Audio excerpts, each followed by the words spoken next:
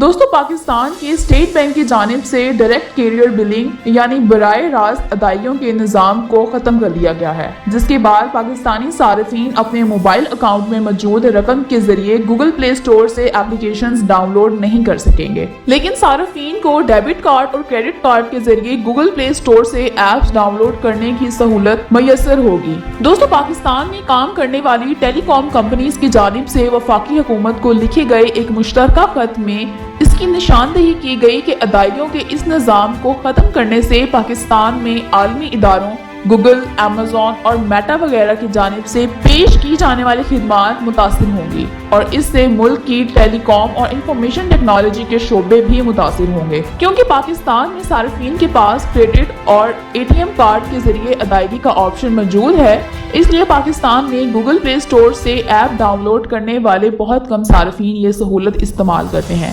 جبکہ D C B کے ذریعے صارفین کے فون میں موجود ریچارج سے ٹیلی کام کمپنی کسی ایپ کے ڈاؤن لوڈ کرنے پر پیسے کاٹ کر اپنے بینک کے ذریعے بین الاقوامی اداروں کو ادائیگی کر دیتی ہے۔ دوستو پاکستان میں ٹیلی کام اور انفارمیشن ٹیکنالوجی کے ماہرین کے مطابق مرکزی بینک کی جانب سے ڈی سی بی کے ذریعے ادائیگی کا ختم ہونا ٹیکنیکلی طور پر تو صحیح ہے، لیکن اس کی ضرورت نہیں تھی، کیونکہ گزشتہ 10-12 سالوں سے یہ نظام چل رہا ہے اور اس کے ذریعے کوئی بہت بڑا زر مبادلہ پاکستان سے نہیں جا رہا تھا کہ جس کی بنیاد پر یہ اقدام اٹھایا گیا ہے۔ دوستو ماہرین کے مطابق ادائیگی کے اس نظام کو ختم کرنے سے آئی ٹی کا شعبہ کسی حد تک متاثر ہو سکتا ہے، جس میں خاص کر فری لانسرز اور چھوٹے کاروبار کرنے والے ہیں جو ان ایپس کے ذریعے اپنی مارکیٹنگ اور سیلز کرتے ہیں۔ دوستو دوسری جانب وفاقی وزارت انفارمیشن ٹیکنالوجی نے اس سلسلے میں اسٹیٹ بینک کی جانب سے ادائیگی کے نظام کو ختم کرنے پر وفاقی وزارت خارجہ کو کہا ہے کہ وہ مرکزی بینک سے اس سلسلے میں بات کریں،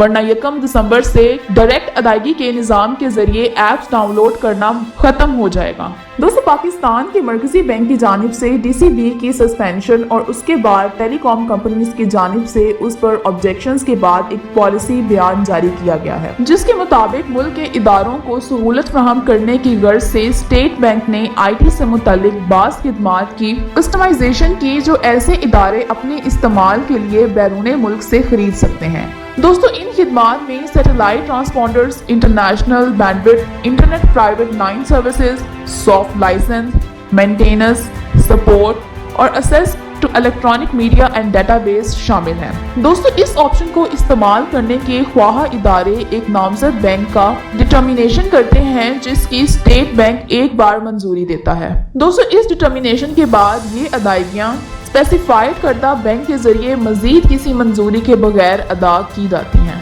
دوستو پاکستان میں کام کرنے والی 4 ٹیلی کام کمپنیز زونگ، ٹیلی نار، یو فون اور جیز کی جانب سے مرکزی بینک کی جانب سے ڈی سی بی کے ذریعے ادائیگی کی منسوخی کے بعد ایک مشترکہ خط لکھا گیا۔ اس خط کے ذریعے ان کمپنیز نے نشاندہی کی کہ ڈی سی بی کی منسوخی کے بعد ٹیلی کام کمپنیز کو انفرادی طور پر بینکوں کے ذریعے ان پیمنٹس کی ادائیگی میں مشکلات کا سامنا ہے اور اس میں تاخیر ہو رہی ہے، جبکہ ملک میں آئی ٹی اور ڈیجیٹل انفراسٹرکچر کی ترقی میں رکاوٹ پیدا ہو رہی ہے۔ دوستو کمپنیز کی جانب سے یہ بھی کہا گیا کہ ڈیجیٹل مارکیٹنگ اور سیلز اس سے متاثر ہوں گی، جس سے خدمات اور برانڈز متاثر ہو سکتے ہیں۔ کمپنیز کی جانب سے یہ بھی کہا گیا کہ اس اقدام سے سوشل میڈیا کے اس دور میں پاکستان کے بارے میں منفی تاثر بیرون ملک جائے گا۔ دوستو آئی ٹی کے شعبے کی ماہر مارا مسعود نے کہا کہ مرکزی بینک کے اقدام سے آئی ٹی کے شعبے کو کوئی خاص فرق نہیں پڑتا، تاہم چھوٹے کاروبار کرنے والے اس سے متاثر ہو سکتے ہیں جو ایپس کے ذریعے اپنی مارکیٹنگ کرتے ہیں